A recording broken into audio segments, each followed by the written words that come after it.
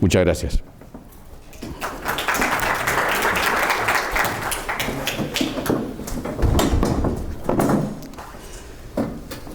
Si tienen preguntas, encantado de podérselas responder.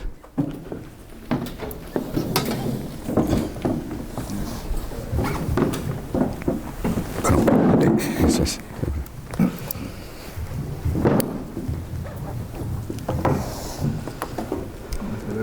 ¿Cómo nos estamos viendo? Espero que bien. Está muy bien, ¿no? Sí, sí. Sí, sí. Está bien cuadrado el enfoque. Muy bien. Los participantes son científicos, no Sí. son políticos. No, sí. De modo que no esperen acá, sale una sorpresa. Las preguntas van a ser científicas. Pero estas conferencias tienen también como objetivo incentivar a la gente, a los profesores, a los estudiantes de la UNI a expresarse oralmente. Es una de las debilidades de acá de la UNI, somos muy silenciosos. Claro. Por esa razón ellos están invitados a cada uno a sentarse a la derecha del expositor, decir su nombre, su especialidad y su pregunta. Sí. Un poco pegado al micro del profesor que está en su cuello. Sí. Pueden hacer la pregunta de física, de química, de matemáticas. Y también hay otra parte, que es la parte de sociología. Acá estamos con Guillermo Vidal, que es el experto. Yo lo que quisiera hacer para romper el hielo natural es, a ver si me pasas Sí.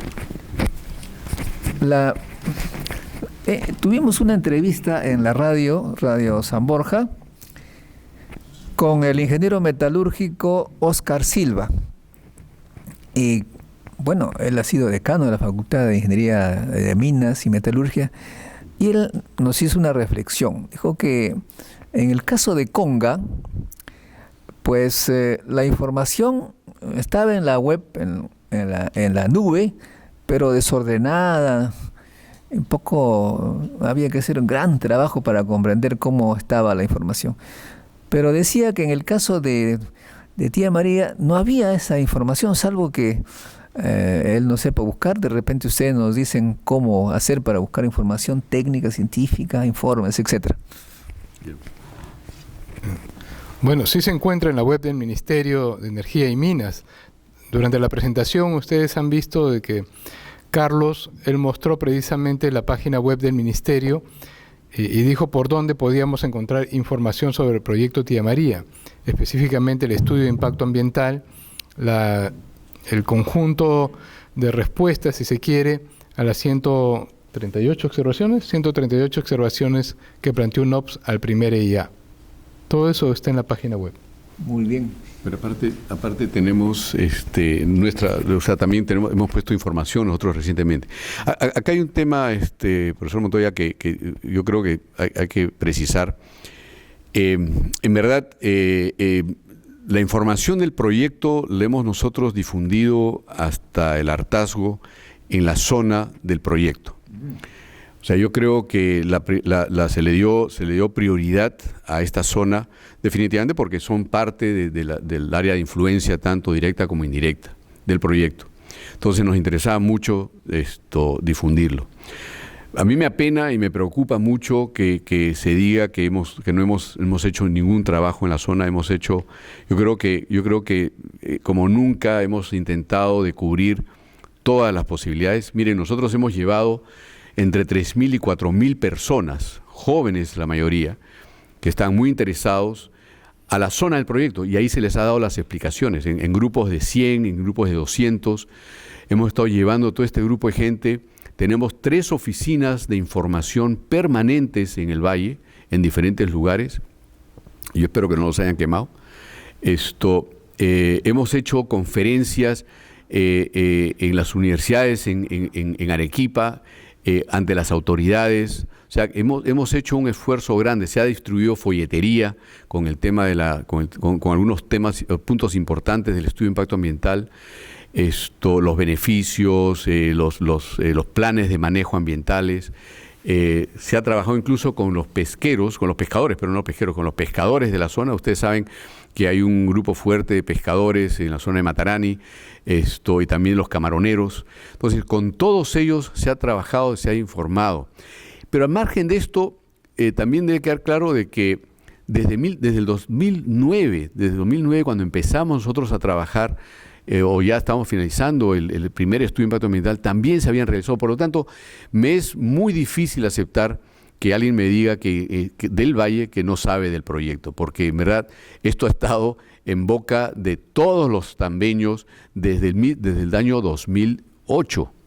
Porque ya desde 2008 estábamos trabajando el estudio de impacto ambiental, estamos finalizando la etapa de exploración. Nosotros habíamos hecho trabajo de exploración muy, pero muy detallado en la zona, una época en que la población nos aceptaba sin ningún problema. El alcalde de Cocachacra en esas épocas condecoró al presidente de Estado en Perú por haber realizado tanto apoyo, etcétera. Entonces, siempre nos ha preocupado que puedan salir las personas que se oponen al proyecto de una manera, yo creo, interesada, y con mentiras, ¿no? Porque definitivamente les han dicho a la población, por ejemplo, de que el ácido sulfúrico va a pasar por el medio del valle, que los niños van a ser quemados por el ácido sulfúrico, que el ácido sulfúrico va a caer en el suelo y ya las plantas no van a crecer, de que los tajos van a estar en el mismo valle y por lo tanto el valle también va a desaparecer, que no es cierto que nosotros vamos a desalinizar las aguas del mar, que nosotros igualito vamos a construir una planta que no funciona para sacar agua del subsuelo. O sea, se han dicho todas estas cosas, llevando a la población a estas consideraciones, como lo cual les digo, o sea, es preocupante. Ahora, quizás la comunicación debe ser de otra manera, quizás la comunicación debería ser, pues no sé, más tipo periodismo de farándula, no sé, ¿no? Pero la verdad es que es preocupante. Cuando uno lleva información técnica, etcétera, parece que no queda grabada como si quedaría grabado pues combate o unas cosas como esas, ¿no? Sí. Bueno, a ver si encuentra esa metodología para aplicarla también a la ciencia, porque tenemos esa misma dificultad. Los temas de ciencia no son bien apreciados. El tema de la desalinización. Bueno, nosotros aquí hemos estado muchas veces pensando sobre este problema, porque todo el mundo sabe que la cordillera es una esponja de agua, ¿no? Y aquí tenemos en la carretera central el túnel Gratton, que da 5 metros cúbicos de agua por segundo. Y se podría hacer en varios sitios en la cordillera occidental, la de la costa, y tener agua muy bien en lugar que se vaya a la selva. ¿No se pensó de repente hacer algo así en el proyecto Tía María para jalar agua de la cordillera y no desalinizar, que ahí no se gasta energía, baja tranquilo, sin problemas por gravedad? Sí, nosotros estudiamos varias alternativas, o varias opciones, mejor. Incluso lo mismo que ha hecho Cerro Verde, ¿no? Utilizar parte de las aguas hervidas de Arequipa, ¿no? Traerla de una manera. Pero cuando nosotros entramos al segundo estudio de impacto ambiental, recibimos el siguiente mandato del Ministerio de Energía y Minas. Número 1, agua de mar. Y agua de mar porque el Ministerio dijo, eso es lo que generó el primer conflicto, que ustedes dijeron que iban a utilizar agua del subsuelo. Y así que usen agua de mar. Entonces pensamos, bueno, perfecto, con esto vamos a aliviar la preocupación de que vamos a dejar el valle seco. Pero yo creo que acá hay que presentar la información con la cual se cuenta. Nosotros hicimos un estudio hidrológico en el primer estudio y lo reiteramos en el segundo. Y fíjense, para que ustedes tengan una idea, y esta información la ANA la puede corroborar. Debajo del río Tambo hay un gran caudal o un gran volumen de agua permanente. Son 171 millones de metros cúbicos de agua permanente debajo del río Tambo. ¿Ok? O sea, es prácticamente un agua represada, si ustedes quieren, o contenida. Estos 171 millones de metros cúbicos reciben todos los años por parte de la infiltración del propio río y también de las áreas que son cultivadas, alrededor de 47 millones de metros cúbicos anuales, 47 millones de metros cúbicos. Estos 47 millones de metros cúbicos, bueno, no digo eso específicamente, pero 47 millones de metros cúbicos del subsuelo se van al mar, sin ser aprovechados. Se van al mar directamente, sin ser aprovechados. Entonces, en esa época que estábamos haciendo nosotros el primer estudio de impacto ambiental, le dijimos a la población, no se preocupen, porque lo único que nosotros necesitamos son 7 millones de metros cúbicos. O sea, todavía ustedes tienen disponible 40 millones de metros cúbicos. Adicionalmente a esto, la compañía se compromete a financiar o cofinanciar la presa de Paltiture, añadiéndolo entre 20 y 22 millones de metros cúbicos más para el valle. ¿Okay? Y la respuesta fue rotundamente, no, ustedes no van a secar el valle, ustedes son unos desgraciados. Bueno, ¿sabe qué? Al final no se hizo. Y esto solamente es el agua del subsuelo. El Valle de Tambo tiene 13.000 hectáreas, un poco más, de áreas cultivadas o cultivables. 13.000 hectáreas. Recibe al año 1.000 millones de metros cúbicos de agua. Al año, lluvias, el mismo río, etcétera. 1.000 millones de metros cúbicos. El valle en su totalidad solo utiliza el 25% de esa agua. Por lo tanto, el 75% de resto se va al mar. Y yo o sea, siendo biólogo, yo no utilizo esta frase que es muy común, dice 75% se pierde en el mar. No se pierde, o sea, eso no es una pérdida. Pero son 75% que no es aprovechada. Entonces yo pregunto, si la primera vez el enfoque de la protesta fue que Southern Perú se iba, disculpen el término, a tirar el agua, iba a secar el valle, ese fue el argumento principal. Todas las personas, especialmente los mismos líderes que están hoy en día, los mismos líderes, el de la Junta de Regantes, la Junta de Usuarios, los alcaldes, etcétera, no hicieron absolutamente nada en 4 a 5 años entre el primer estudio de impacto ambiental y el segundo para mejorar el tema de manejo de agua en el valle. Los canales de irrigación siguen mal, están en mal estado y encima por las protestas ahora han destruido, por lo menos uno de los canales los han destruido. Yo no entiendo eso, o sea, es dispararse en el pie, pero los han destruido. No han cambiado su sistema de irrigación, sigue siendo una irrigación en algunos casos por inundación que es totalmente ineficiente. Entonces la pregunta es, ¿de qué protesta estamos hablando? ¿De qué defensa del agua estamos hablando? Si sencillamente ya ganaron la primera vez y no han hecho absolutamente nada en 4 años para recuperar o hacer un mejor uso de esa agua.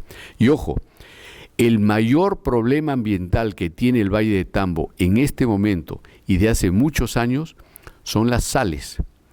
Acuérdense que el Valle de Tambo tiene una génesis de área volcánica, por lo tanto, la presencia de boro y la presencia de arsénico es enorme, especialmente el boro. El arsénico se puede tratar.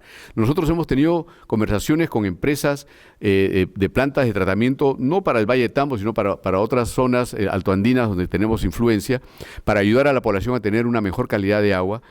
Y hemos conversado por lo menos con unas 5 empresas que hacen plantas de tratamiento para agua potable y todas nos han dicho lo mismo. El arsénico no es un problema, el problema es el boro. El boro sigue siendo un problema para ser manejado por una planta de tratamiento. Así que a ustedes que son estudiantes de ingeniería, de repente les pongo el reto. A ver, alguien pueda desarrollar una forma de poder limpiar el agua potable del boro. El Valle de Tambo tiene alta concentración. Cuando se construye Pasto Grande, que lo construye Moquegua, lo que hace es represar las aguas de cabecera del río Tambo. Y por lo tanto le quita al río Tambo la posibilidad de diluir más el boro. Por lo tanto, después de Pasto Grande, las aguas del río Tambo vienen con mayor concentración de boro y eso queda en el suelo, porque si uno tiene la práctica de hacer agricultura por inundación, eso va a quedar en el suelo. Y el Tambo también tiene plantaciones de arroz. Y la plantación de arroz, como ustedes saben, utiliza mucho la inundación. Y al hacer eso, cuando se seca ese suelo, lo que hace es retener las sales, y entre ellas el boro. Y es por eso que en algunas zonas del Valle de Tambo el arroz no crece mucho, crece una espiguita de este tamaño. ¿Por qué? Porque esa planta ya ve la toxicidad del suelo y quiere defenderse. Entonces, tienen un problema grave. nosotros hemos planteado la posibilidad de trabajar con los agricultores, con la Junta de Usuarios, para ver de qué manera podemos soliviantar esa situación, quizás modificar los tipos de cultivos en la zona, porque quizás eso es lo que se necesita para mejorar, pero definitivamente hay un grave problema y el manejo hídrico, infortunadamente en el Valle de Tambo, se habla muy poco de esto, pero es muy malo, y obviamente la culpa la tenemos nosotros, ¿no? Bueno, como saben ustedes, vengo del campo nuclear y el campo nuclear es muy, muy sensible a los accidentes y la población se pone muy nerviosa y de todas maneras tenemos que explicar a las personas, al público, que hay ciertos riesgos, no son nulos, y hacemos una lista de riesgos que no es el momento de decirlo. En el caso de ustedes, ¿qué riesgos hay y digamos, cuáles son la manera como estos se minimizan? Sí, gracias por la pregunta. A ver, ¿qué riesgos puede tener una operación a tajo abierto? Primero que nada, principalmente son en las zonas donde acumulamos o ponemos los ripios o hacemos los desmontes, famosos desmontes. Nosotros estamos obligados por norma de presentarle al Ministerio de Energía y Minas, no solamente para el estudio de impacto ambiental, sino cada cierto tiempo tenemos que hacer estudios de estabilidad física y química de cada una de estas instalaciones. Y esto no solamente es una cuestión de parte, o Sinergmin viene, revisa esa documentación y nos visita. Ellos también llevan a cabo su propia evaluación y ven si estamos o no estamos mintiendo. Entonces, ese análisis de riesgo ya lo hacemos nosotros desde la presentación del estudio de impacto ambiental. Justamente hoy día en la tarde tenía a un viejo amigo mío que fue director general de minería haciéndome esas preguntas. Me decía, Carlos, pero tiene que haber, o sea, y él es minero, ojo, así que yo no podía de alguna manera engañarlo. Entonces me decía, no, pero Carlos, tú me tienes que decir a mí que algo tienen que hacer por el tema de las aguas ácidas, que es otro de los riesgos, ¿no?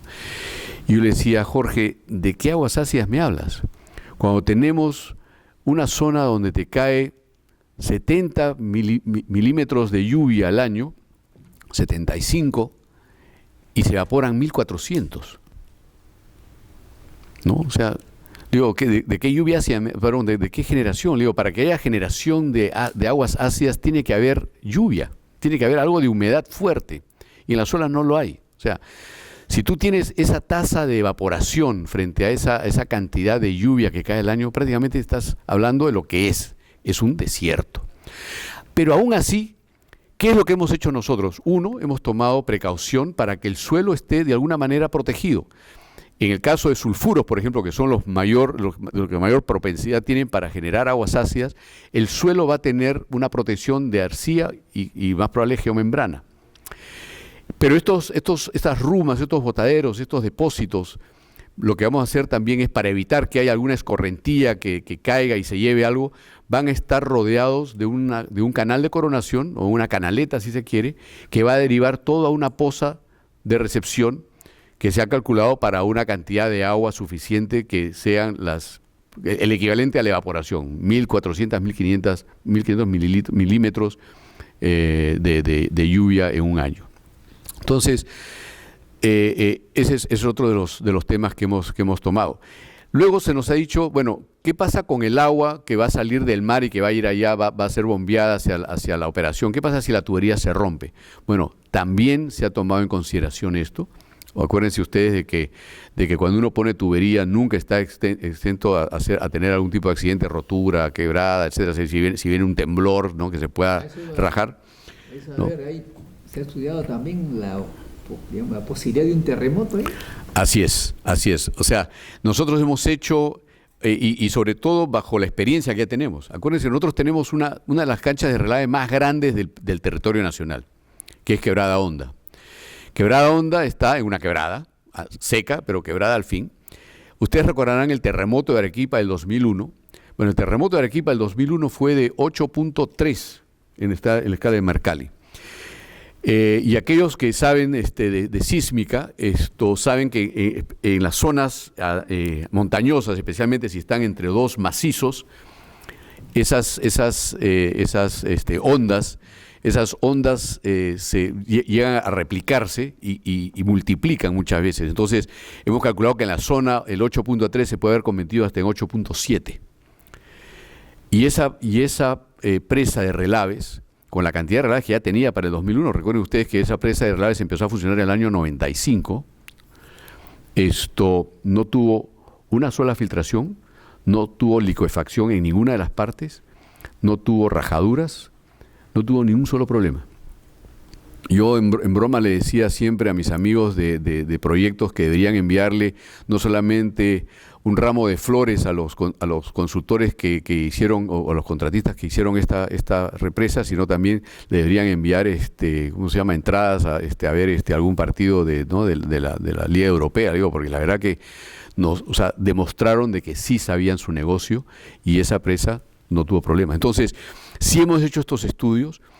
Son parte justamente de la evaluación técnica que se hace, pero y te agradezco la pregunta, porque como les mencioné yo en la presentación, la zona donde está afincado nuestro proyecto es una zona de muy antigua, geológicamente muy antigua, y por lo tanto es mucho más estable para cualquier tipo de movimiento sísmico, ¿no?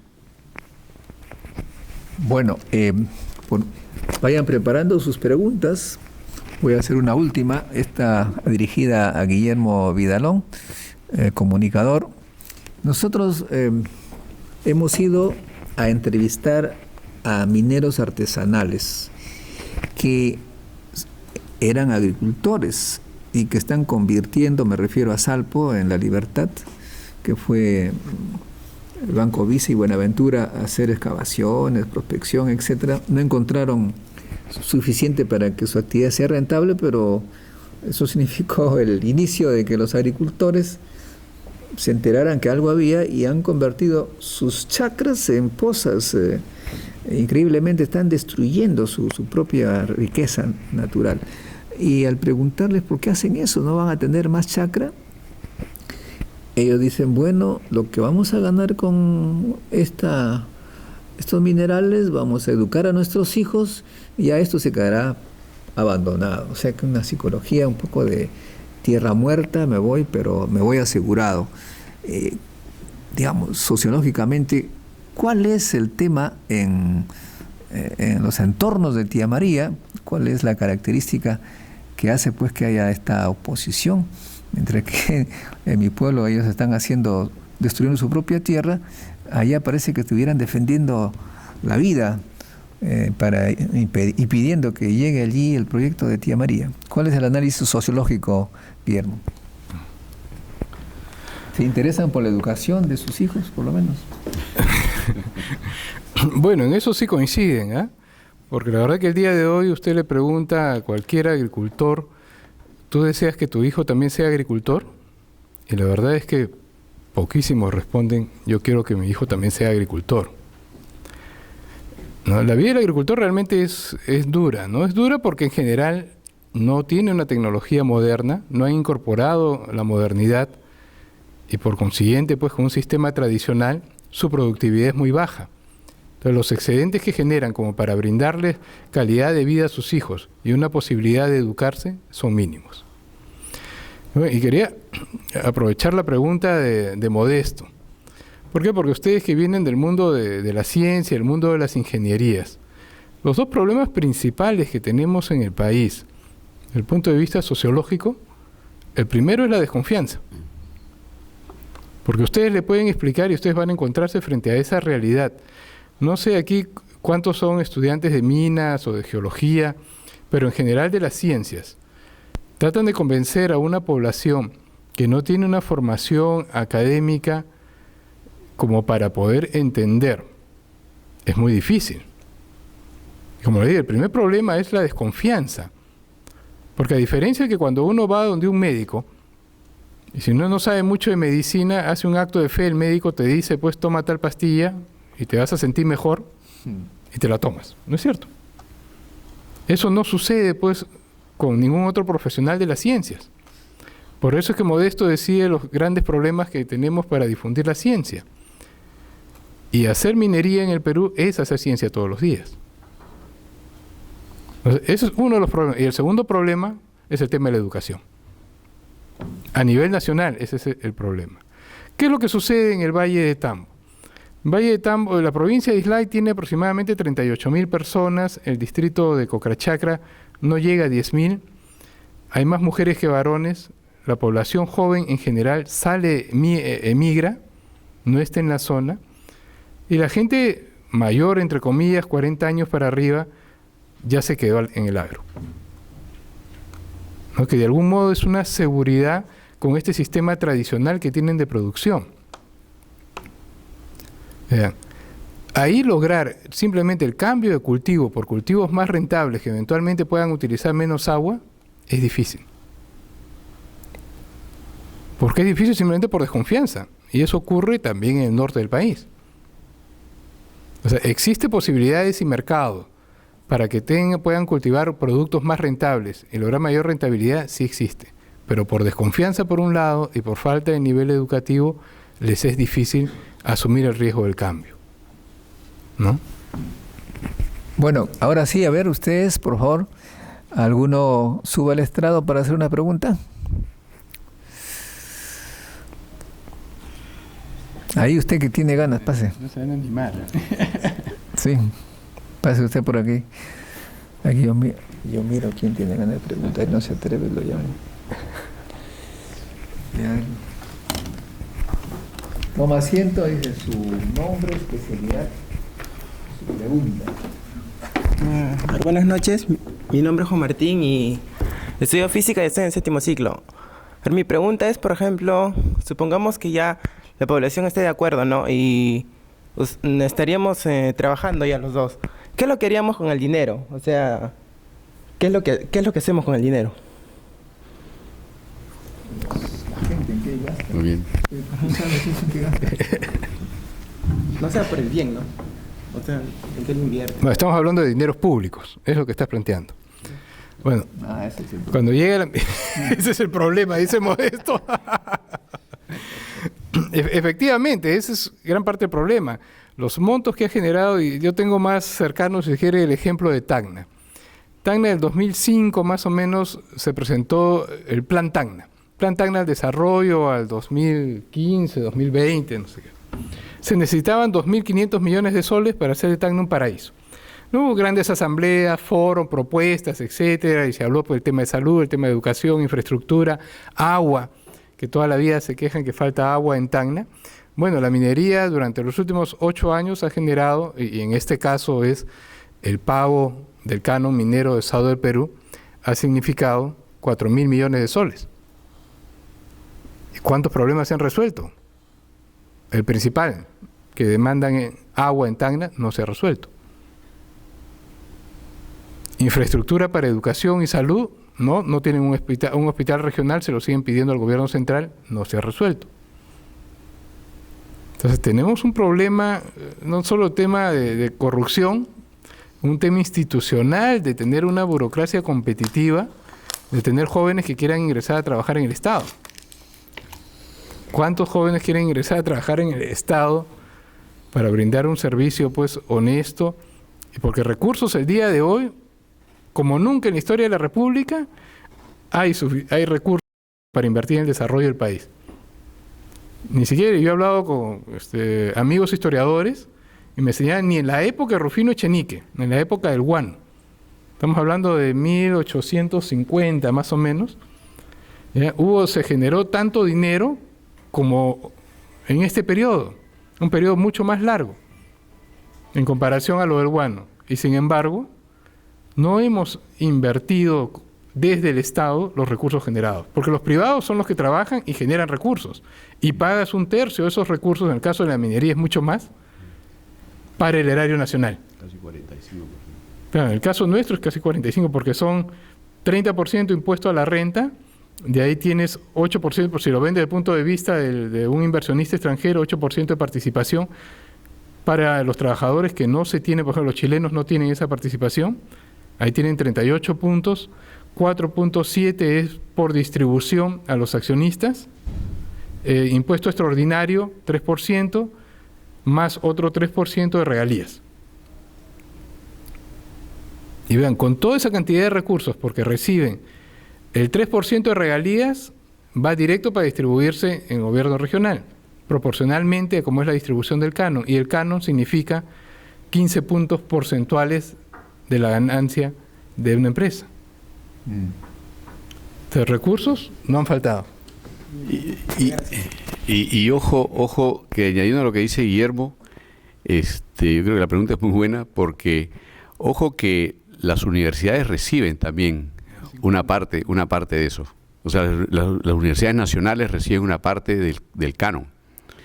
Entonces, ustedes como alumnos, por ejemplo, una de las cosas que le falta al país, y aprovechando que estamos acá con el profesor Montoya, es investigación. Nosotros estamos bien atrasados en investigación, podríamos estar mucho mejor. Siempre nos sacamos pecho diciendo que el Perú es un país megadiverso, que somos, ¿no? Que tenemos la mayor cantidad de aves en un mismo sitio, la mayor cantidad de mariposas y qué sé yo. Bueno, ¿cuánta investigación se hace sobre eso? Tenemos a 45 minutos, bueno, con tráfico ahora son 3 horas, pero 45 minutos de distancia desde Lima tenemos a una de las cordilleras más potentes que tiene el mundo, y hemos estudiado muy poco lo que puede ofrecer. Olvidemos solo de la minería, todas las otras cosas que puede ofrecer, ¿no? El profesor Modesto se señalaba de que el túnel Granton daba pues 5 metros cúbicos, ¿no? por segundo. Entonces, oiga, ¿de qué manera podemos trabajar nosotros el manejo hídrico? Ahora que estamos hablando tanto de cambio climático, bueno, ¿qué vamos a hacer con el agua para que no se una vez que se deshiele todo, se vaya a ir todo al mar? Entonces, esas cosas tenemos que empezar a pensarlas. Ojo que Cocachacra, el presupuesto de Cocachacra en este momento es más o menos 1 millón de soles, 1 millón y pico de soles, ¿ok? Con el proyecto minero, con el proyecto Tía María, ese presupuesto sube entre 34 y 38 millones de soles al año. Y la pregunta nuevamente, la que hace el compañero de ustedes es, bueno, entonces, si no sabemos manejar 1 millón, ¿cómo vamos a saber manejar 34 millones de soles? Yo creo que esa es una gran pregunta. Ojo, tampoco se trata de decir, bueno, que no sabes que esto va a seguir igual.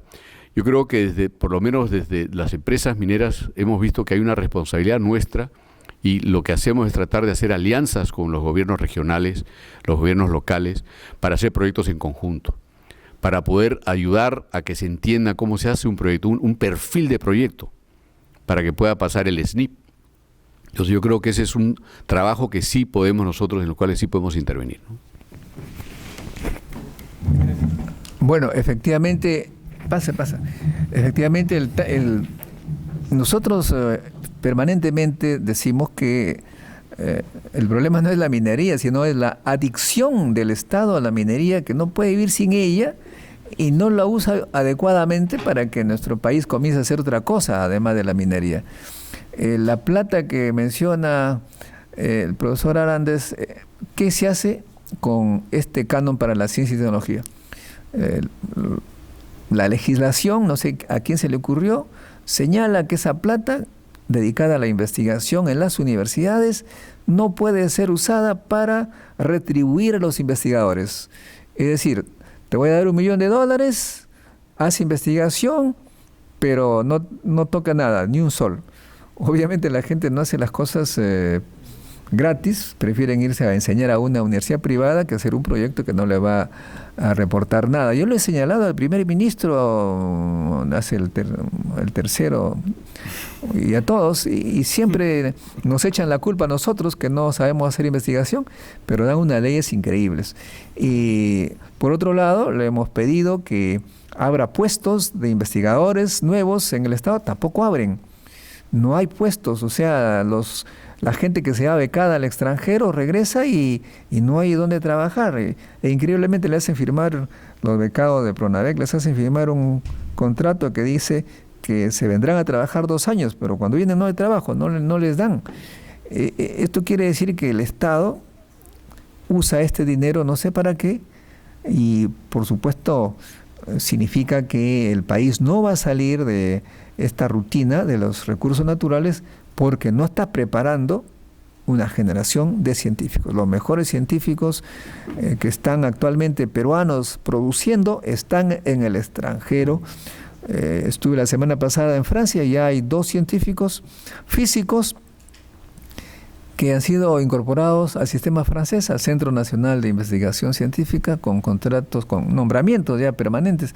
Y nosotros somos incapaces porque la plata que sale de la minería no va hacia la ciencia y tecnología.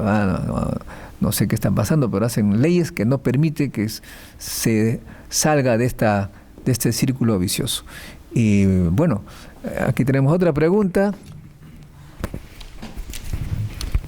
Buenas noches, mi nombre es Alex Cancio, estudio Ingeniería Física en la Facultad de Ciencias. Actualmente estoy en 6º ciclo. Bueno, tengo 2 preguntas en realidad. Sabemos que el Perú es un país que exporta materia prima y más exporta minerales, minería, cobre. Mi pregunta es si es que es posible encontrar otros establecimientos, o sea, minerías, minas en el Perú. ¿Y qué es lo que hace? La segunda pregunta es: ¿qué es lo que hace que un lugar es mina, en realidad sea mina? Esas son mis 2 preguntas. Gracias por las preguntas. A ver, la primera. Si es posible encontrar, definitivamente. El Perú tiene explorada entre 1 y 2% de su territorio para minería. Eso es lo que tiene explorado. Somos considerados un distrito minero, uno de los distritos mineros con mayor potencial en comparación con otros sitios del mundo. Chile prácticamente la mayoría de sus minas ya están con las concentraciones de sus minerales en bajada.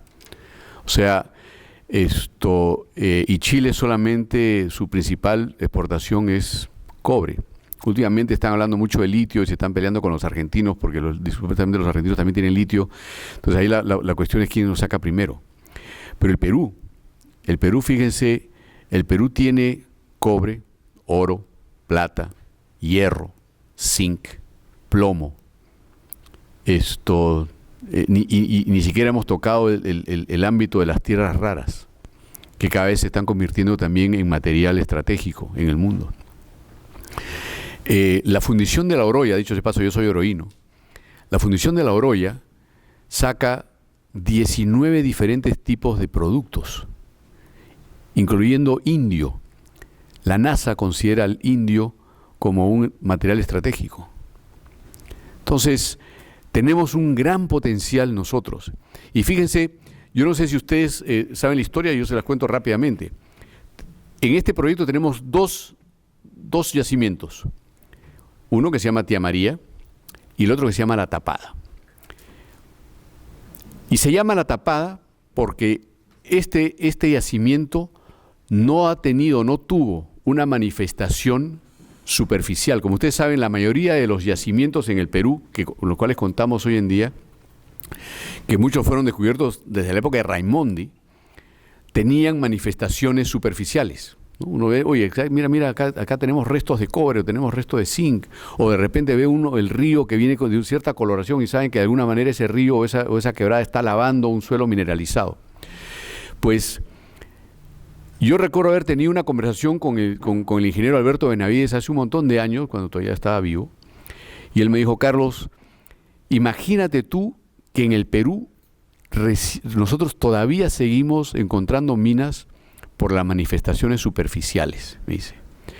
Pero no estamos viendo estos yacimientos más recientes, que son los que están debajo y no tienen manifestaciones superficiales.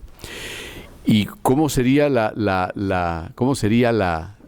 coincidencia que poco tiempo después Southern Perú anuncia el descubrimiento de La Tapada? Y esa es la razón del nombre. No le pusimos Escondida porque ya está en Chile, ¿no? Pero también Escondida en Chile tiene la misma situación. Es un yacimiento sin manifestación superficial. Y es solamente la tosudez, la terquedad de los geólogos de decir: no, aquí hay algo interesante, vamos a perforar para ver qué es lo que hay. Sábado en Perú estaba listo a tirar la esponja o tirar la toalla, como quieran llamarlo, sobre Tía María, porque nosotros habíamos conseguido esta propiedad de otra empresa minera que no encontró nada interesante, porque Tía María, como yacimiento por sí solo, tiene una ley de más o menos .2 y pico, o sea, no es muy atractivo. Quien le da el valor fuerte es la Tapada, que tiene una ley mayor.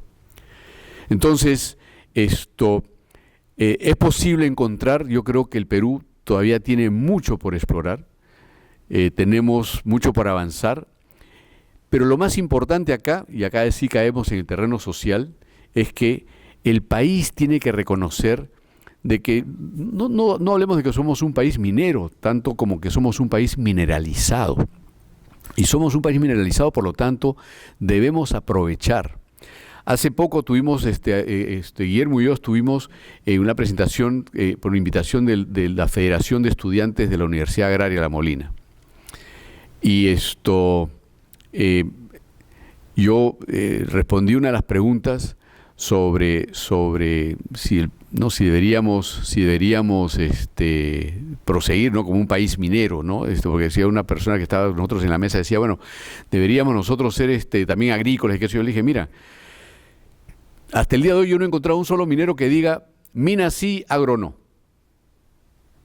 Ningún minero. Y sin embargo, todos los demás dicen cualquier cosa, agroturismo, que sea, sí, mina no.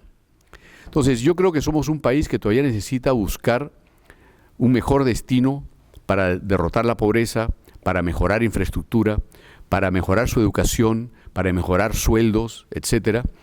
Y no podemos darnos el lujo de decir, oye, ¿sabes qué? Esto sí, el otro no. Yo creo que debemos tratar de aprovechar todas nuestras potencialidades. Yo creo que eso es muy importante. Y en respuesta a la segunda pregunta, sobre qué hace un yacimiento, fíjense, y si alguno de acá es de ingeniería en minas, debe saberlo, esto es como jugar a la tinca, ¿no? Esto es como jugar a la tinca, o sea, de cada 100 zonas que yo voy a hacer prospección, una es interesante. De cada 100 zonas que son interesantes, una la termino explorando. De cada 100 zonas que son exploradas, una termina siendo de interés mayor y paso a una segunda etapa de exploración, mucho más avanzada. Y de cada 100 de esas, una se convierte en mina. O sea, imagínense ustedes cómo es que esto funciona. Así es, mucho más de los biólogos, ¿no? Entonces, sí es posible encontrar, pero los yacimientos están ahí. Es solamente si son viables o no. Justo antes de entrar acá, yo le comentaba al profesor Montoya, soy uno de las personas, creo que pocos, que trabaja en una empresa de gran minería, que está a favor de que sí deberíamos tener minería en pequeña escala, porque tenemos muchos yacimientos que por el tamaño de la empresa no son atractivos, pero a una minería en pequeña escala sí le es, o sí le puede ser atractivo. Hay varias personas, hay un exalumno acá, claro, bien manejada, exactamente. Pero hay un exalumno acá, Carlos Villachica, que es uno de los mayores proponentes de minería a pequeña escala, pero responsable. Y una de las cosas que nos falta, al igual que en la agricultura, es que no sabemos asociarnos. No tenemos en nuestra mente trabajar en conjunto para sacar un beneficio en conjunto. Preferimos hacerlo solo y irnos al diablo solos también, ¿no? O sea, porque eso es lo que pasa, ¿no? Bueno, sí, bien. Sí, quería agregar algo en torno un poco a lo que habían señalado. Vean, me acuerdo, el ejemplo de Finlandia. Finlandia es considerado, junto con Singapur, los países que tienen, digamos, el mayor nivel educativo en el mundo. Cuando estudio un poco el tema de Finlandia, Finlandia es una zona de bosques. Finlandia talaban sus bosques, compraban aserraderos a los ingleses. Cuando uno habla con ellos acerca de su historia, por ejemplo, te dicen, efectivamente, así empezamos. La gran masa crítica de ellos era talar sus bosques. Entonces, dijeron, ¿por qué no hacemos nosotros aserradero? Y empezaron a hacer aserraderos. Y una cosa fue jalando a la otra. El caso de la minería. Si ustedes leen un libro de sociología que hable de minería de los años 80, 70, te van a decir que la minería en el Perú era de enclave. porque no compraba nada localmente. Pero uno se preguntaba, ¿y qué podía comprar la minería localmente si no había casi industria? Si uno analiza los últimos 10 años, cuál ha sido el crecimiento industrial del país en función a la actividad minera, van a ver que al menos en el tema de la metalmecánica ha crecido a 20% anual, cosa que no creció tanto la minería. Entonces, cabe preguntarse, ¿dónde se fue ese porcentaje mayor? Se fue al extranjero. Empezamos a competir en metalmecánica, ¿no?, con esa expertise que hemos logrado, gracias a la masa crítica generada por la minería, con otros productores del mundo manufactureros. Y es que esa masa crítica te va a dar más expertise para una y otra cosa. Yo recuerdo cuando yo ingresé a Sauder, ya hace 20 años, no había sociólogo, no había agrónomo, no había veterinarios. El día de hoy en las compañías mineras tienes veterinario, sociólogo, antropólogo, psicólogo social, psicólogo no solo laboral. O sea, prácticamente tienes todas las carreras. Tenemos médicos, fuera de las carreras tradicionales vinculadas a la actividad minera. Tenías biólogos, por lo menos. Biólogos, bueno, biólogos siquiera teníamos, ¿no? Entonces ven toda la masa, no solo masa crítica generada por la actividad económica, sino toda la cantidad de profesionales que nos vinculamos a.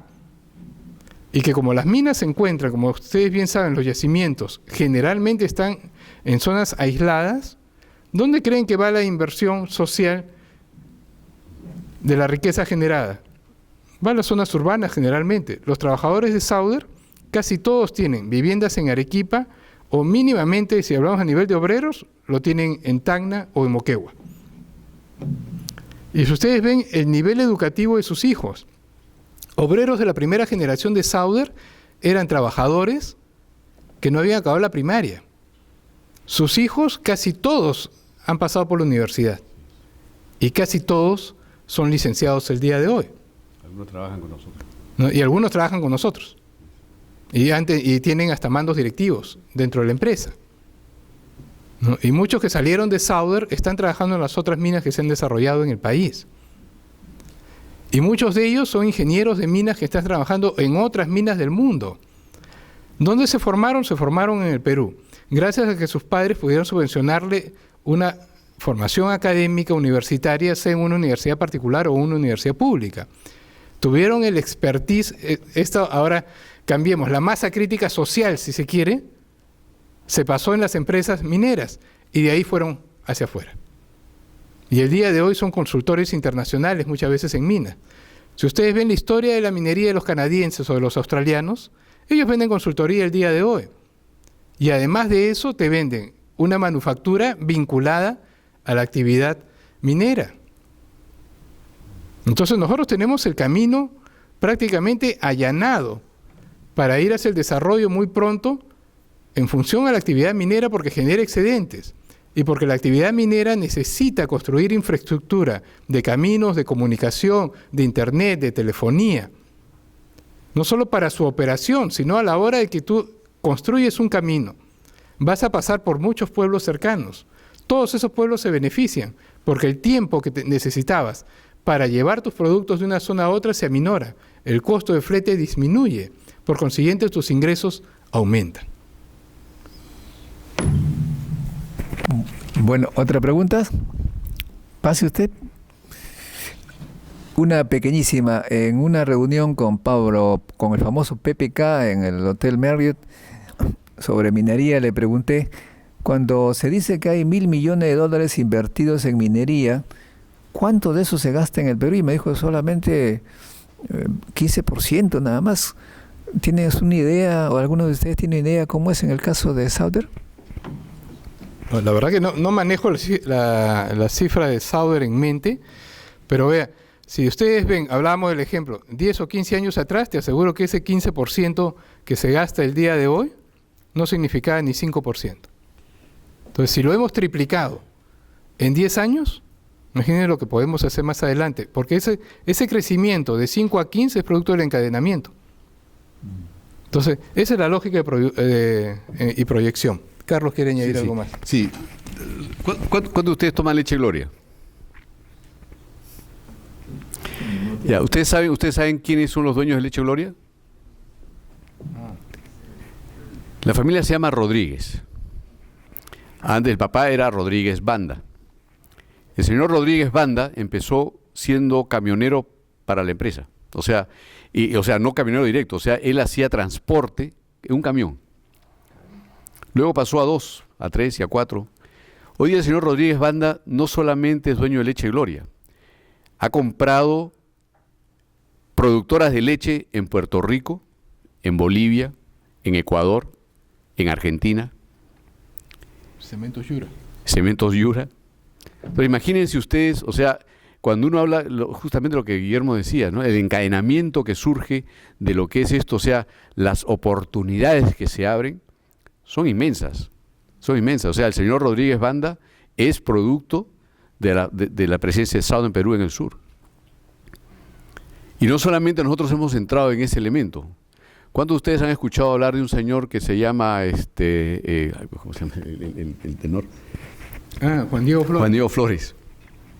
El sobrino de Guillermo Flores. Bueno, Juan Diego Flores, de alguna manera es producto de Southern, porque el señor, nosotros teníamos un concurso en temas de arte, en temas del mundo de arte, el talento musical, etc. Y el señor se presentó y ganó. ¿Y qué cosa ganó el señor Juan Diego Flores? Una beca a Italia. Y de ahí todo lo demás es historia. Muy chiquito. Sí, sí. Muy chiquito sobre el premio. ¿Por qué el premio se suspendió? No fue por un tema económico. Fue porque los jurados de los últimos premios, cada uno tenía su ganador. Y ponerse de acuerdo era casi misión imposible. Habrá que poner uno en ciencia. Para romper el empate. Pasamos a la pregunta. ¿Cómo están? Buenas noches. Tengo dos preguntas. La primera es, bueno, mi nombre es Osvaldo Asto y soy de la Facultad de Ciencias, especialidad en Química. Con respecto a lo que manda en este caso a la población o la preocupación que ellos tienen, ¿no? Respecto a lo que es el ácido sulfúrico. Indican ustedes van a realizar capas, ¿no? en el suelo para poder en este caso minimizar o en este caso que se escape parte de esas aguas que en este caso que van a traer en este caso al cobre, ¿no? Quisiera saber, luego de ya haber realizado ese procedimiento, en este caso de captar el metal, en este caso que es el cobre, y luego de en este caso de esas aguas captar el cobre y luego de extraerse de eso el cobre, ¿qué es lo que se piensa hacer con esas aguas residuales, ¿no? Porque yo creo que la población verá, ¿no? Que tantas cosas han sucedido que de repente todas esas aguas van a ser vertidas a un río, van a vertir. Entonces, creo que son parte de su problema, ¿no? Quizás yo quisiera saber, ¿no? ¿Qué es lo que se va a realizar con esas aguas que quedan, esas aguas residuales? ¿Se va a hacer un tratamiento? ¿Cómo se van a eliminar? ¿No? Porque si es por evaporación también puede presentar problemas también al mismo sistema, en este caso, en dónde se va a realizar también. Y la segunda es, en este caso, como toda empresa, en este caso extranjera, ¿no? Creo que todos realizan ahora una proyección social, que es en este caso para beneficio de la comunidad. Pero yo creo que en este caso, a veces esa proyección social va más que todo dar, en este caso, su canon minero, ¿no? Va para universidades, va para poblaciones, va para esa región, ¿no? Yo creo que otra parte es que ellos piensan, en este caso, que tenemos entidades sinceramente corruptas y que necesariamente todo eso que de repente se va a invertir no vaya a ser utilizado. Si ustedes están pensando de repente como proyección social, en vez de darlo, ¿no? a una entidad, de repente realizar procedimientos en el mismo lugar en la población, de educación, de vivienda, como lo están haciendo, ¿no? Y de repente mejora más que todo infraestructura. Sí, gracias. Y disculpa que hayamos demorado tu pregunta, pero gracias por la pregunta. Y la verdad me permite responder. O sea, este proyecto de Tía María, en la parte operativa, tiene 0 descarga. 0. La única descarga que va a tener va a ser la planta desalinizadora con la salmuera. Pero en la parte de operación, 0 descarga. Todo el agua. O sea, el agua que vamos a llevar nosotros para hacer la lixiviación en el material, en el mineral, es recogido, y por eso los sensores que yo les mostré, es recogido en una canaleta y eso va a una poza que se llama poza de agua preñada, así es el término. De esa poza de agua preñada, ese líquido entonces es derivado directamente al área de electrodeposición. Correcto, que ustedes vieron las campanas, estas cobertores para evitar, donde se ponen unas planchas de aluminio, o sea, de acero, donde son los ánodos, pero no son los cátodos, y ahí es donde se va a empezar, o sea, a través del pasar electricidad, es donde se empieza a pegar el cobre, ¿no? Que al final tenemos que ver con los cátodos de cobre, ¿okay? 99.99% de pureza. El agua que pueda ser remanente es tomada y reenviada al circuito. Cada cierto tiempo, esa agua que va quedando, o sea, va recibiendo una serie de los elementos de rechazo, se queda muy cargada. Entonces, recién esto es purgado, se lleva a una poza y se deja ahí a que se evapore. Pregunta química. ¿Cuál es la temperatura a la cual el ácido sulfúrico se evapora?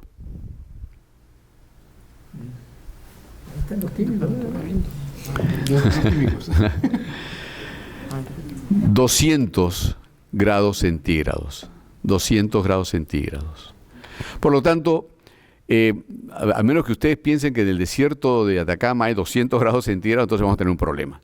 Pero no. O sea, el agua se va a evaporar. El agua, o sea, nuevamente recuerden, esto tiene una tasa de 6 a 15 gramos de ácido sulfúrico por cada litro de agua.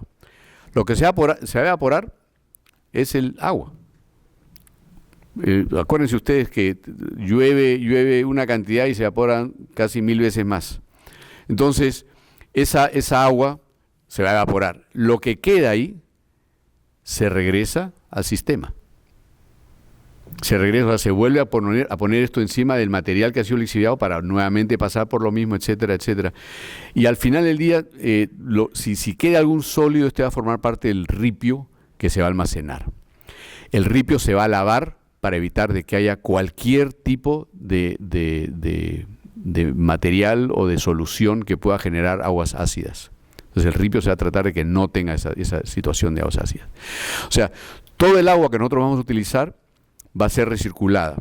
Nosotros hemos calculado de que vamos a perder alrededor del 40 y tantos % por evaporación de los diferentes ¿cómo se llama? Elementos de la operación. O sea, más o menos 40 al 46% se va a evaporar, entonces se va a perder. Y es por eso que la necesidad anual de uso de agua es 7 millones de metros cúbicos y que es agua desalinizada. Eso es un poco para responder la pregunta del agua. O sea, pero de hecho, nuevamente, reitero, no hay ningún tipo de descarga. O sea, cero descarga al ambiente, más allá de esta agua que va a ser emposada y va a ser en una poza protegida y tiene suficiente espacio porque el Ministerio nos exige que nosotros tengamos una poza que retenga el 110% del volumen que se pueda poner en el lugar, ¿no? Bueno, sobre la segunda pregunta, ¿qué es lo que sucede? En principio, uno paga sus impuestos y los paga a la SUNAT, y de ahí obviamente va al Ministerio de Economía y Finanzas. Uno no puede directamente decir yo voy a hacer tal obra y de ahí descuento mis impuestos. Sin embargo, hay un mecanismo legal que se denomina obras por impuestos. Bueno, les comento. Nosotros parte del plan de desarrollo que se ha propuesto para Corcachacra e Islay era el mejoramiento de la infraestructura educativa. Con el actual ministro de avanzada, el ministro que ha puesto mucho más empeño y considerado uno de los mejores de la actual administración, pero así es la administración pública, no es un tema nuestro.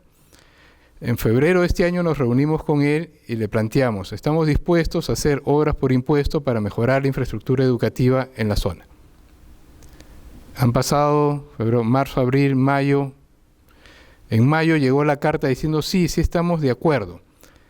Pero de allí ellos tienen que comunicarle al MEF hasta cuánto es el monto de ese acuerdo para invertir de nuestros impuestos en el mejoramiento de la infraestructura educativa. todavía no llega la respuesta, ¿no? Y así funciona. Y eso es rápido, ¿eh? Y eso es con el ministro más eficiente. Entonces ya se imaginan cómo ha funcionado otras propuestas de desarrollo. ¿Por qué nosotros sí creemos, estamos convencidos que va a ser eficiente y provechoso para Islay? Y para Arequipa indirectamente también, y para el resto del país. Nosotros tenemos, desde 1976, estamos operando la mina Cuajone, produciendo, que está en Moquegua. Desde 1960, la mina Toquepala.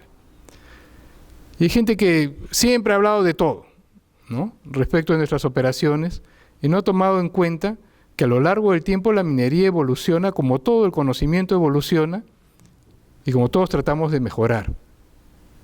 ¿Por cuál ha sido el resultado social en Moquegua y en Tacna? Todos deben haberse enterado, porque ha sido público en los medios de comunicación, que Moquegua el día de hoy tiene los niveles más altos de comprensión lectora y conocimiento matemáticos de sus estudiantes, de las escuelas públicas, porque la evaluación es en escuelas públicas. En segundo lugar está Tacna. ¿A qué se debe ese auge de Moquegua? Precisamente, no es casualidad de que Sauder, funcionarios de Sauder, en este caso particular, yo me reuní con el actual presidente Jaime Rodríguez, porque él ejerció una anterior administración previo a la de Martín Vizcarra, y se le planteó el tema educativo.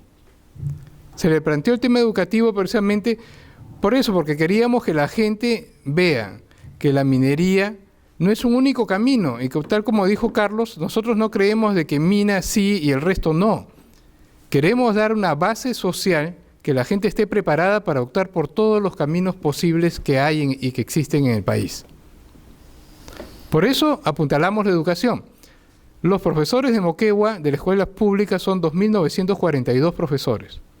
Todos han recibido laptops, todos han recibido capacitación en áreas curriculares ordinarias y en tecnología de la información. Los profesores de 40 años para arriba no querían tecnología de la información. ¿Por qué? Por un tema generacional, querían áreas curriculares ordinarias.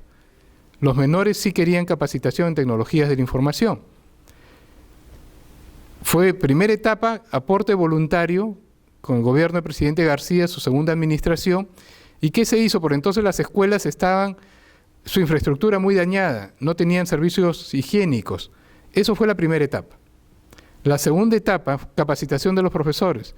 La tercera etapa ha sido implementar con equipos, así como ustedes tienen proyector, nosotros ahora tenemos pizarras interactivas en muchas escuelas públicas en Moquegua, cosa que lo tienen los principales colegios privados en Lima. Ese es el aporte de la minería. Suma 150 millones de soles en los últimos 7 años. Algunos dirán son pocos, pero cuando se empezó, lograr un acuerdo para invertir 10 millones, y esto que era voluntario, ahí no había obras por impuesto, nos demoramos 2 años. Con el actual presidente, que es educador de profesión, 2 años para implementarlo. Él acabó su cargo y subió Martín Vizcarra. Martín Vizcarra, con el cual nos hemos llevado muy bien, ha sido calificado como el mejor presidente regional. Él, la gran virtud, y esto no lo desmerece en nada, fue no oponerse precisamente a algo que se inició en la anterior administración, sino continuar. Y continuó el tema de la mejora educativa, y los resultados se vieron ya en su periodo. Primer lugar, 2, 3 años seguidos. Salió reelecto Jaime Rodríguez, y hoy nadie duda de que el tema educativo en Moquegua debe continuar avanzando.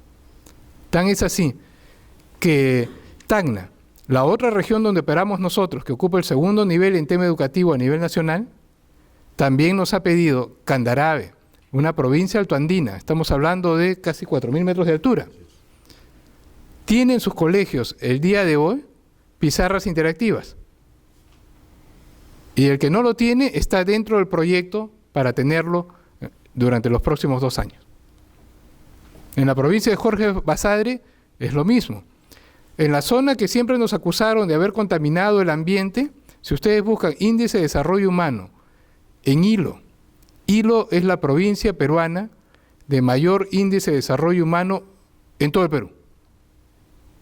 Y nos decían que atentábamos contra la salud, etcétera, etcétera. Sin embargo, tiene mayor esperanza de vida que las otras 2 provincias de Moquegua. Tiene migración positiva, mientras que los otros tenían emigración. Y cuando debatíamos nosotros con ONGs, yo le decía, bueno, explícame qué, ¿la gente viene voluntariamente a morir a Hilo? Obviamente no tenían una respuesta.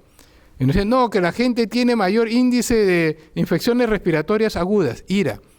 Y dijimos, bueno, sácanos estadística. Total que en Lima, que hay mayor humedad, en Chimbote, que hay mayor humedad, los IRAs eran mucho más altos en las otras provincias costeras que en Hilo.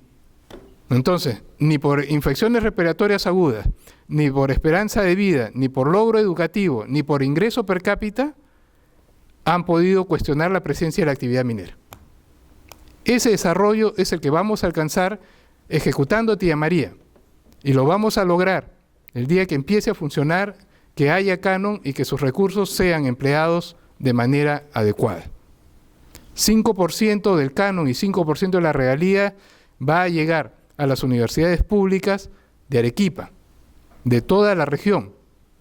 Y esperemos, tal como nos ha dicho el profesor Montoya, que la legislación permita que parte de ese dinero generado por el canon y por las regalías sea también empleado en investigación, sí, pero para retribuir a los investigadores.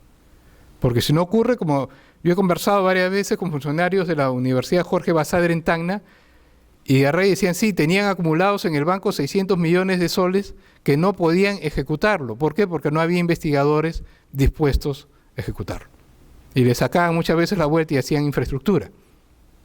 No sé. Que no es malo, lo saben, no sé a qué se referirá Modesto cuando dice lo sé, pero bueno, no es malo que se haga infraestructura cuando es necesario, pero lo malo es cambiar el íntegro por infraestructura y no hacer investigación. Eso sí es malo. Una parte de las preguntas que tú has hecho es el tema de la corrupción, y yo solamente quería decir un par de cositas sobre eso. Uno, no sé si ustedes saben, pero el Perú fue el primer país en haber obtenido la categoría de país cumplidor sobre la iniciativa de transparencia de industrias extractivas en el mundo. O sea, en América el Perú fue el primero. ¿Qué significa esto? Esto tiene las siglas en inglés que son EITI. Si ustedes entran a la página web del Ministerio de Energía y Minas, van a ver por ahí una pestaña o uno de estos botones para aplastar. Y ahí pueden entrar ustedes y enterarse. ¿A qué apunta esto?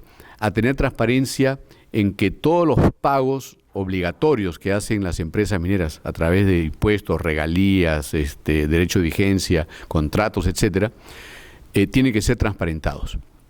Y esto se transparenta a través de una entidad. Hay una comisión nacional, yo formo parte de esa comisión nacional en representación de las empresas mineras. Esta Comisión Nacional tiene representantes de la sociedad civil, ONG y universidades. De las universidades está la Universidad Católica y está la Universidad del Pacífico. Y están las ONGs, está ¿cómo se llama la de Epifanio Vaca? ¿Cooperación? No. ¿Propuesta? Propuesta Ciudadana. Propuesta Ciudadana es una de ellas, Cooperación es la otra. Está el gobierno también, está el Ministerio de Economía y Finanzas, está el Ministerio de Energía y Minas. Y esta comisión decide contratar a un tercero como un auditor externo, y este auditor es el que le pide a todas las empresas que voluntariamente participan, que en este caso en el Perú son todas las grandes, para que les permitan entrar a ver todos los libros, todas las cosas que han presentado a la SUNAT. Y la SUNAT recibe una carta diciendo ya, toda esta información ya no es reservada, esta gente puede mirar esto. Y ahorita estamos por aprobar el 4º estudio de conciliación, que lo único que hace es comparar lo que dicen las empresas que han pagado versus lo que dice el gobierno que ha recibido. Lo interesante del asunto, y lo interesante para el nivel mundial, es que en varios casos el gobierno informa que ha recibido más plata de lo que las empresas dicen que han pagado, ¿no? Hay un tema ahí de los pagos de derecho de vigencia, que a veces hay terceros que pagan por uno porque las concesiones son puestas en arriendo, etcétera, ¿no? Pero eso es lo interesante. Entonces, ¿Cuál es el siguiente paso en el EITI? Estamos ahora trabajando con 2 gobiernos regionales, con el gobierno regional de Moquegua y el gobierno regional de Piura. Nos acercamos al de Arequipa, nos hizo muecas, estamos buscando al de Loreto que nos ha llamado. Y la idea es llevar esto a todo el país, a todos los gobiernos regionales. ¿Para qué? Porque ya al gobierno regional no se le paga, o sea, las empresas no le pagan al gobierno regional. Por lo tanto, ¿qué cosa va a hacer la ITI en esta zona? Algo sencillo. ¿Cuánta plata recibió del gobierno y en qué la has utilizado? Y ahí es justamente donde vamos a empezar a ver, donde los gobiernos regionales van a tener que demostrar a su población que también ha utilizado esos fondos que están recibiendo. Eso por un lado. Por otro lado, en el tema de investigación. Fíjense ustedes, yo estoy participando como representante del sector minero en la delegación peruana ante el Organismo Marítimo Internacional. ¿Qué hace el Organismo Marítimo Internacional? Pues mira, todo el tema de transportes por embarcaciones. Acuérdense que nuestros productos concentrados y metales salen por barcos a diferentes destinos mundiales. Bueno, la OMI, ¿no?, el Organismo Marítimo Internacional, tiene en su cabeza, porque acá hay mucha injerencia de los europeos que quieren poner una serie de normas. Acá nosotros hemos hecho pareja con los chilenos, acabo de estar en Londres yo hace 4 semanas, donde hemos hecho un bloque de defensa de nuestros intereses. O sea, les hemos dicho a los alemanes, a los daneses, a los suecos, ¿sabes qué, papito? No te metas con nosotros no tenemos por qué pagar tus preocupaciones. Porque ellos quieren poner una serie de normas que limiten la forma como se exportan estos productos. Pero ¿qué pasa? Ellos tienen sí algunas preocupaciones que son razonables. Oye, sí, pero yo ¿cómo sé que tú estás enviando un producto que no le hace daño al ambiente marítimo o al ambiente marino? Entonces, en el mundo hay 2 laboratorios que se han certificado para la OMI, que sirven para que uno pueda certificar que sus productos, sus concentrados minerales, no representan un riesgo para la vida marina en el mundo. ¿Ok? Son 2 laboratorios. Uno está en Bélgica y el otro está en Chile. Este laboratorio en Chile antes se llamaba CIM. CIM era conocido en todo el mundo, era un laboratorio que tenía fondos del gobierno chileno y de las empresas. Pero llegó un momento bajo la administración del presidente Piñera que el gobierno dijo, ¿sabes qué? Yo ya no te voy a poder dar plata. Y para pena de muchos, porque había muchos peruanos que iban a tomar cursos en el CIM sobre temas de análisis de minerales. Y no solamente, y también análisis ambientales. El laboratorio era precioso. Yo tuve oportunidad de visitarlo. El que era director me hizo muy amigo en una reunión. Me dijo, tienes que venir, cuando vengas a Santiago tienes que ir a visitarnos. Estuve en Santiago por una reunión de trabajo, lo llamé y me llevó. Y la verdad que era impresionante el laboratorio que ellos habían desarrollado. Bueno, el riesgo era perder ese conocimiento. Y una universidad que está ubicada en el norte de Chile dijo, ¿sabes qué? No. Yo voy a poner plata, yo quiero que ese laboratorio sea parte de mi estructura. Ojo, representa que esto necesita dinero de inversión. La universidad recibe fondos de por lo menos una empresa, pero principalmente de un gobierno regional para funcionar. Y ese dinero es resultado de los impuestos que pagan muchas de las mineras. Y ese laboratorio hace investigación sobre qué cosa representa el cobre en el ambiente. ¿Para qué? Para derrotar todos los mitos que hacen justamente algunos, entre comillas, investigadores de Europa. Porque en Europa quieren prohibirlo todo. Y Chile se alimenta del cobre. Y Chile está haciendo investigación justamente para demostrar de que su mayor producto, su mejor producto, el producto que le da de comer, no representa ningún tipo de riesgo. Chile, conjuntamente con la Asociación Internacional del Cobre, ha logrado que en Estados Unidos casi todos los hospitales hoy en día cambien todas las manijas de sus puertas, todas las agarraderas por cobre, porque han demostrado de que el cobre tiene características antimicrobianas, antibacterianas. Esto es resultado de investigación, años de investigación, alta investigación. Yo los miro con envidia, porque yo creo que nosotros deberíamos hacer lo mismo, no solamente por el tema del cobre, por el tema del zinc, por el tema de la plata, por el tema del oro. Tenemos un mundo por delante para investigar y para demostrar todas las potencialidades que tienen nuestros productos. Y ojalá un día, como bien señala el profesor Modesto, podamos tener no solamente normas, yo creo que la norma es secundario, podamos tener el interés político de que los fondos que tenemos y esa estructura que tenemos nosotros económica pueda ser derivada a hacer también investigación que permita que protejamos mejor nuestros productos en el mundo. Bueno, muchas gracias amigos. Creo que ya el tiempo se nos agotó. Tenemos acá a Guillermo que va a dar algunas conclusiones. No, más que las conclusiones, quería informarles, si es que no están informados, Sauder Perú forma parte del patronato de la UNI. El patronato de la UNI otorga solo Sauder 2 becas de maestría por $20,000 a todo estudiante, obviamente, que postule, que ello tiene que haber obtenido una beca. Así es, tiene que haber en el Perú o en el extranjero. Ustedes van ya habiendo sido aceptados con esa beca y de repente, obviamente hay que pagarla si es que no la tienen una beca íntegra. Van al patronato, piden información, van a pasar por entrevistas y dos de ustedes, en el caso de Sauder, van a ser elegidos y van a obtener el pago de $20,000 por cada beca. Igual lo tienen otras empresas mineras también con la UNI. Para que vean que la minería se preocupa precisamente por la educación. No lo tenemos con la Universidad Católica, no lo tenemos con otras universidades en Lima. ¿Por qué no las tenemos?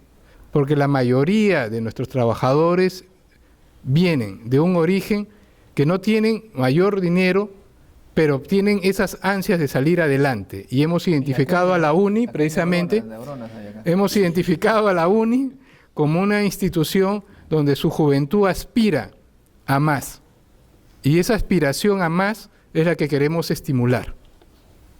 Muy bien, un aplauso.